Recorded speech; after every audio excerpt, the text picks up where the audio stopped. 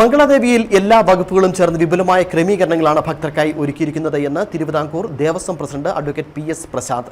ഇരു സംസ്ഥാനങ്ങളിലെയും ദേവസ്വം മന്ത്രിമാർ തമ്മിൽ കൂടിയാലോചനകൾ നടത്തിയതും മുൻ വർഷങ്ങളെക്കാൾ കൂടുതൽ ക്രമീകരണത്തോടെ ഇത്തവണ ക്ഷേത്രത്തിൽ നടത്തിയിട്ടുള്ളതായും അദ്ദേഹം പറഞ്ഞു.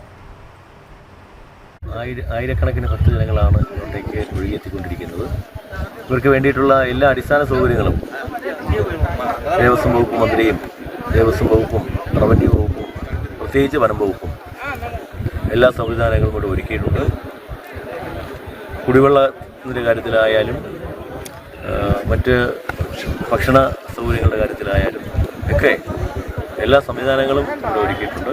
ഒപ്പം തന്നെ റോഡുകൾ, ഇങ്ങോട്ടേക്കുള്ള റോഡുകൾ കഴിഞ്ഞ പ്രാവശ്യത്തേക്കാൾ കൂടുതൽ മെച്ചപ്പെട്ടിരിക്കുന്നു.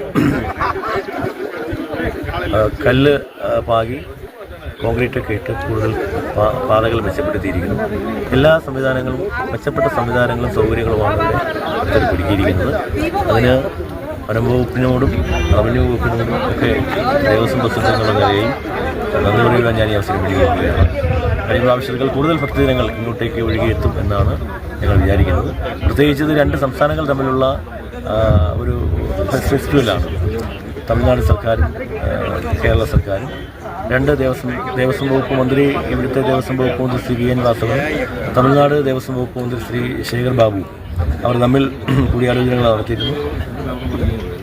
റവന്യൂ വകുപ്പും ഫോറസ്റ്റ് വകുപ്പും എല്ലാവരും വളരെ സജീവമായി ഇടപെട്ടുകൊണ്ടാണ് ഇത്തവണ കൂടുതൽ സൗകര്യങ്ങൾ ഒരുക്കാൻ സാധിച്ചത്.